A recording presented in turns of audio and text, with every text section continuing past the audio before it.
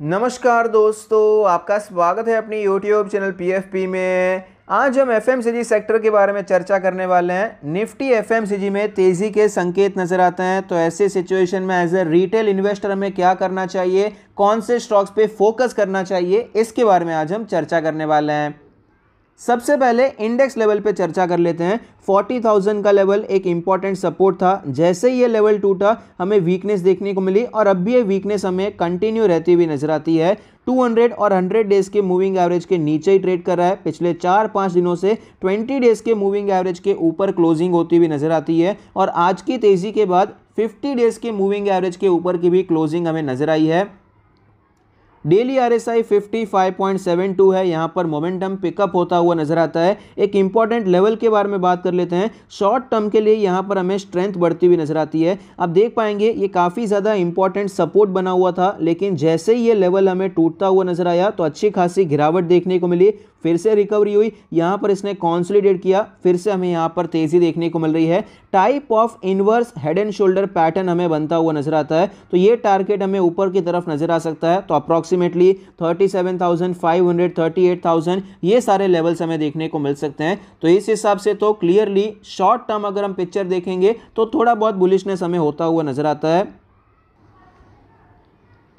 लेकिन जब हम एक बड़ा पिक्चर देखते हैं तो यहाँ पर इतनी ज़्यादा बुलिशनेस हमें नज़र नहीं आती। ये ट्रेंड लाइन हमें कई बार कंफर्म होती हुई नजर आई है, कई बार यहीं पर रेजिस्टेंस लेके ये नीचे आया है। तो अभी इसका जो ट्रेंड लाइन का लेवल है 37,000 का लेवल है, तो जब तक ये लेवल नहीं टूटता है हम बहुत ज़्यादा बुलिश नहीं हो सकते हैं। और 37,000 का लेवल इंपॉर्टेंट लेवल है, ये हमें हॉरिजॉन्टली भी दिखाई पड़ता है। यहाँ पर आप देख पाएंगे मोमेंटम की शुरुआत हमें कब देखने को मिली, जैसे ये लेवल टूटा एक अच्छा मोमेंटम देखने को मिला। वीकली चार्ट पे मैं आपको ज़्यादा अच्छी तरीके से समझा पाऊंगा। आप देख पाएंगे ये जो बड़ी कैंडल हमें देखने को मिली है उसकी शुरुआत कहाँ से हुई है, इस लेवल से देखने को मिली, उसके बाद एक अच्छा मोमेंटम हुआ था। तो ये 37,000 का लेवल है, तो इस हिसाब से भी 37,000 का लेवल एक इंपॉर्टेंट रेजिस्टेंस की तरह में नजर आता है। तो अगर ये लेवल टूट जाता है तो हम यहाँ पर बुलिश हो सकते हैं और ये मानकर चल सकते हैं कि ये जो गिरावट हो गई है अब बॉटम बन गया है और अब यहाँ से वापस हमें तेजी देखने को मिल सकती है। लॉन्ग टर्म में FMCG सेक्टर ने कैसा परफॉर्म किया है, तो क्लियरली लॉन्ग टर्म में तो बहुत अच्छा परफॉर्म किया है। अगर आप 2008 के लो को कंपेयर करेंगे और हाई को कंपेयर करेंगे और निफ्टी के साथ अगर आप देखेंगे तो हमें पता चलता है कि निफ्टी FMCG ने निफ्टी 50 को बहुत बड़े मार्जिन से बीट किया है। फिलहाल यहाँ पर अंडर परफॉर्मेंस देखने को मिला है। 2018 के बाद एक्चुअली कोई खास परफॉर्मेंस यहाँ पर देखने को नहीं मिला। ये ब्रेकआउट हुआ फिर भी कोई खास तेज़ी देखने को नहीं मिली। 4-5 सालों में इतना अच्छा परफॉर्म नहीं किया है, लेकिन लॉन्ग रन में FMCG में एक्चुअली यहाँ पर अच्छी ग्रोथ देखने को मिली है। तो अब हम 3 स्टॉक्स के बारे में बात करेंगे जहाँ पर कुछ संकेत नजर आते हैं, तेज़ी के संकेत टेक्निकली जो स्ट्रॉन्ग नजर आते हैं। हम यहाँ पर फंडामेंटल्स पर ज़्यादा जोर नहीं देने वाले, कौन सी बेस्ट कंपनी है फंडामेंटली इस पर हम ज़्यादा फोकस नहीं करेंगे, लेकिन फोकस करेंगे कि कौन सी कंपनीज में टेक्निकल स्ट्रेंथ यहां पर दिखाई पड़ती है, कौन सा यहां पर ऐसा शेयर है जो कि टेक्निकली यहां से लीड कर सकता है। सबसे पहला स्टॉक है मैरिको लिमिटेड। 66,000 करोड़ की मार्केट कैप है, 55 का PE रेशियो है। फाइनेंशियल ट्रेंड के बारे में बात करें तो आप देख पाएंगे ओवरऑल फाइनेंशियल ट्रेंड हमें ऊपर जाता हुआ नजर आया है और प्रॉफिटेबिलिटी में भी अच्छी इंक्रीज नजर आती है। तो जनरली स्पीकिंग यहां पर फंडामेंटल्स आपको ओवरऑल अच्छे नजर आते हैं। हमने कंपनी का एक फाइनेंशियल ओवरव्यू ले लिया है, वो तो अच्छा नजर आता है। अब टेक्निकल पे फोकस करते हैं। टेक्निकल्स हमें क्लियरली नजर आते हैं कि निफ्टी FMCG से बेहतर चल रहे हैं। कैसे बता सकता हूं, क्योंकि ये अपने सारे मूविंग एवरेज के ऊपर ट्रेड कर रहा है, जबकि इंडेक्स लेवल पे ऐसे सिचुएशन नजर नहीं आती। तो इंडेक्स लेवल को ये बीट करता हुआ नजर आता है। फिलहाल ये अपने सारे मूविंग एवरेज के नीचे, और यहाँ पर जो 20 डेज का मूविंग एवरेज नीचे आ गया था अब ये वापस हमें ऊपर जाता हुआ नजर आता है, तो ये भी काफी अच्छी बात है। डेली RSI 63 है, स्ट्रेंथ नजर आती है। यहां पर एक रेंज ब्रेकआउट हमें होता हुआ नजर आया, जो कि प्राइस पे भी ऑफ कोर्स दिखाई पड़ता है। वीकली चार्ट के बारे में बात करें तो आप देख पाएंगे कि यहां पर 100 वीक्स के मूविंग एवरेज पर सपोर्ट लेने के बाद एक अच्छी तेजी देखने को मिली।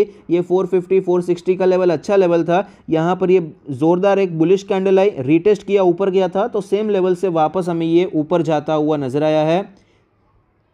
अब इंपॉर्टेंट लेवल्स के बारे में चर्चा कर लेते हैं। इंपॉर्टेंट लेवल्स में हमें यहाँ पर जो सबसे पहला लेवल नजर आता है, एक्चुअली ये ब्रेकआउट हो चुका है, आज ही हमें ये ब्रेकआउट देखने को मिला। 520 का लेवल यहाँ पर इंपॉर्टेंट था, यहाँ पर ये सपोर्ट लिया, रीटेस्ट किया, ऊपर गया था, फिलहाल ये रेजिस्टेंस बन चुका था, कई बार एज ए रेजिस्टेंस ये लेवल देखने को मिला, लेकिन आज ये लेवल टूट चुका है। तो इसका जो रेंज है अभी शिफ्ट हो चुका है। नेक्स्ट रेंज अभी कहां पर है, नेक्स्ट रेजिस्टेंस ये 550 के आसपास है। तो अभी ये स्टॉक हमें 520 से करके 550 के रेंज में ट्रेड करता हुआ नजर आ सकता है। तो क्लियरली एफएमसीजी इंडेक्स को ये बीट करता हुआ नजर आया है। तो सबसे पहले इस पर फोकस करना जरूरी हो जाता है, क्योंकि टेक्निकली ये लीड कर रहा है। तो अगर बाद में मार्केट में भी तेजी आती है तो ये स्टॉक हमें लीड करते हुए नजर आ सकते हैं। तो अगर आप यहां पर खरीदारी करना चाहते हैं, करंट मार्केट प्राइस भी खरीदारी कर सकते हैं। ब्रेकआउट अच्छा देखने को मिला है, लेकिन स्टॉप लॉस कहां पर लेना पड़ेगा। स्टॉप लॉस अभी अगर आप लेंगे तो डीप लेना पड़ सकता है, 470 के आसपास 475 का स्टॉप लॉस लेना पड़ेगा। तो स्टॉप लॉस थोड़ा बड़ा हो जाएगा। तो यहां पर वेट कीजिए कि एक आध रीटेस्ट आपको देखने को मिले, तब आप यहां पर एक छोटा सा स्टॉप लॉस लेकर खरीदारी करने के बारे में सोच सकते हैं। और टारगेट के बारे में बात करें तो आप यहां पर 600 का जो अपना ऑल टाइम हाई था वो टारगेट भी ले सकते हैं, और चाहे तो आप ओपन टारगेट रखने के बारे में भी सोच सकते हैं, उसमें भी कोई इशू नहीं है। टाइम टू टाइम जैसे जैसे सपोर्ट आगे बढ़ते हैं आप ट्रेलिंग स्टॉप लॉस भी फॉलो कर सकते हैं। दूसरा स्टॉक है टाटा कंज्यूमर प्रोडक्ट्स, 68,000 करोड़ की मार्केट कैप है, 89 का पीई रेशियो है। वैल्यूएशन ऑफ कोर्स थोड़ा सा हायर साइड पे है। एक आध हम फाइनेंशियल ट्रेंड देख लेते हैं। यहां पर फाइनेंशियल ट्रेंड हमें क्लियरली पता चलता है, रेवेन्यू ऊपर जा रहा है, प्रॉफिट में भी अच्छी ग्रोथ नजर आती है। स्टॉक के चार्ट पर हमें क्लियरली पता चलता है कि ये भी एफएमसीजी इंडेक्स को बीट करता हुआ नजर आता है, क्योंकि ये भी अपने सारे मूविंग एवरेज के ऊपर ट्रेड कर रहा है। कल यहाँ पर ब्रेकआउट की कोशिश हो रही थी, लेकिन वो सक्सेसफुल नहीं हो पाया, और आज स्टॉक ने थोड़ा बहुत यहाँ पर ट्रेड किया है, हॉल्ट लिया है। फिलहाल ये स्टॉक अपने सारे मूविंग एवरेज के ऊपर है, 59 का डेली आरएसआई है, स्ट्रेंथ बढ़ती हुई नजर आती है। वीकली चार्ट पर हमें नजर आता है कि 100 वीक्स के मूविंग एवरेज पर ये सपोर्ट लेकर ऊपर जाता हुआ नजर आया है। ये काफी ज्यादा इंपॉर्टेंट लेवल था। यहां पर पहले भी कई बार स्टॉक ने ट्रेड किया है, यानी कि टाइम स्पेंड किया है, और यहीं से एक अच्छा मोमेंटम भी हमें देखने को मिला था। अब इंपॉर्टेंट लेवल्स के बारे में बात करते हैं। तो जिस प्रकार से हमने एक ट्रेंड लाइन एफएमसीजी इंडेक्स में देखी, उसी प्रकार से यहां पर भी आपको सिमिलर सिचुएशन नजर आती है। ये भी एक ट्रेंड लाइन को फॉलो करता हुआ नजर आता है। यहां पर कई बार एज ए रेजिस्टेंस हमें देखने को मिला है। तो जैसे ही ये ट्रेंड लाइन टूट जाएगा, एक अच्छी तेजी देखने को मिल सकती है। ये लेवल कौन सा है, अप्रॉक्सीमेटली 780 के आसपास का लेवल है। और मैं आपको ये हॉरिजॉन्टली भी एक बार समझा देता हूं कि 780 का लेवल क्यों इंपॉर्टेंट लेवल हो जाता है। आप देख पाएंगे 780 के 85 के आसपास पहले एक रेजिस्टेंस लिया, ब्रेकआउट हुआ, नीचे आया, यहां पर भी सपोर्ट लेने की कोशिश की, लेकिन मार्केट का सेंटिमेंट ऐसा था कि सक्सेसफुल नहीं हो पाया, गिरावट देखने को मिली।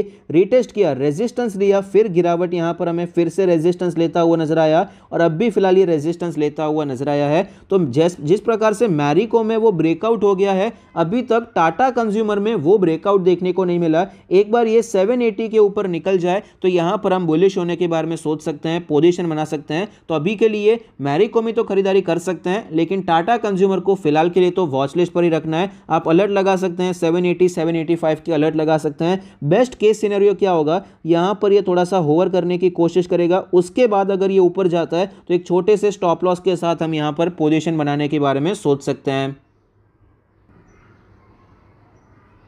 तीसरा और आखिरी स्टॉक है डाबर इंडिया, 98,000 करोड़ की मार्केट कैप है, 54 का पीई रेशियो है, 561 का प्राइस है। फाइनेंशियल ट्रेंड के बारे में बात करें, फाइनेंशियल ट्रेंड अच्छा नजर आता है, रेवेन्यू प्रॉफिट्स हमें बढ़ते हुए नजर आते हैं। स्टॉक के चार्ट पर हमें क्लियरली पता चलता है कि 650 के लेवल से स्टॉक में गिरावट देखने को मिली, 500 से ये फिलहाल रिटर्न होता हुआ नजर आया है, और 565 के आसपास ये ट्रेड करता हुआ नजर आता है। यहाँ पर ऑलमोस्ट सिमिलर चार्ट है। अगर आप एफएमसीजी का चार्ट देखेंगे, इंडेक्स का चार्ट, उसके हिसाब से ये हमें चलता हुआ नजर आता है, लेकिन थोड़ा बहुत ये स्ट्रेंथ शो कर रहा है, क्योंकि 200 डेज के मूविंग एवरेज में और इसके स्टॉक प्राइस में बहुत कम डिफरेंस है, जबकि एफएमसीजी के इंडेक्स में वो डिफरेंस हमें ज़्यादा नजर आता है, इसके कंपैरिजन में वो ज़्यादा नजर आता है। तो फिलहाल यहाँ पर डेली आरएसआई में स्ट्रेंथ हो रही है, 55 का डेली आरएसआई है। वीकली चार्ट के बारे में बात करें तो वीकली चार्ट पर हमें नजर आएगा कि 500 का लेवल काफ़ी ज़्यादा इंपॉर्टेंट लेवल था, इसका 200 वीक्स का मूविंग एवरेज भी था, और पहले भी कई बार इसने यहाँ पर सपोर्ट लेने की कोशिश की है। पहले तो ये रेजिस्टेंस था, फिर फिलहाल यहाँ पर रीटेस्ट करने के बाद ही एक तेज़ी देखने को मिली, तो ये लेवल काफ़ी ज़्यादा इंपॉर्टेंट लेवल था जहाँ से रिटर्न हो चुका है। तो फिलहाल यहाँ पर भी एक ट्रेंड लाइन हमें नजर आएगी, इंपॉर्टेंट ट्रेंड लाइन आपके सामने है। ये लेवल जैसे ही टूटता हुआ नजर आता है एक अच्छी तेजी हमें देखने को मिल सकती है और तैयारी पूरी नजर आती है कि ये लेवल हमें टूटता हुआ नजर आएगा। आज भी हमें उसके ऊपर क्लोजिंग देखने को मिली है, लेकिन इतना ज़्यादा श्योर नहीं हो सकते क्योंकि वो कोई स्ट्रॉन्ग कैंडल नहीं थी। स्ट्रॉन्ग कैंडल होना ज़रूरी हो जाता है। अभी यहाँ पर हॉरिजॉन्टली भी मैं आपको दिखाना चाहूँगा कि 575 580 का जोन क्यों इंपॉर्टेंट हो जाता है। आप देख पाएंगे यहाँ पर पहले कई बार इंपॉर्टेंट लेवल्स देखने को मिले हैं। रेजिस्टेंस था, यहाँ पर कप एंड हैंडल टाइप का ब्रेकआउट हुआ, फिर से रिटेस्ट करके हमें ये टारगेट अचीव होता हुआ नजर आया था और उसके बाद ये गिरावट देखने को मिली। हेड एंड शोल्डर पैटर्न यहाँ पर बना था, तो ये सपोर्ट काफ़ी इंपॉर्टेंट हो चुका था। फिर यहाँ पर रिटेस्ट करके ये नीचे आता हुआ नजर आया। तो अगर ये 575 580 का जोन टूट जाता है तो यहाँ पर भी हमें स्टॉक टेक्निकली स्ट्रांग होता हुआ नजर आ सकता है। तो मैंने आपको सीक्वेंस वाइज शो किया है। सबसे ज़्यादा स्ट्रांग कौन सा है, वो है मैरिको। अगर आप टेक्निकल एनालिसिस फॉलो करते हैं और खरीदारी करते हैं, उसके बेसिस पे आप स्टॉक्स को पोर्टफोलियो में इंक्लूड करते हैं, तो एफएमसीजी में आपकी फर्स्ट चॉइस अभी मैरिको होनी चाहिए। उसके बाद टाटा कंज्यूमर को आपको वॉच लिस्ट पर रखना है और डाबर को आपको वॉच लिस्ट पर रखना है। टेक्निकली सेकंड नंबर पे टाटा कंज्यूमर फिलहाल नजर आता है। ये सब चेंज हो सकता है, लेकिन एज ऑन डेट तो यही सिचुएशन हमें नजर आती है। लेवल्स हमने डिस्कस कर लिए हैं, अभी पोजीशन बनानी है तो फिलहाल के लिए मैरिको एक स्ट्रांग हो चुका है, लेकिन स्टॉप लॉस बड़ा है, तो क्या करना चाहिए वो हमने बता दिया है।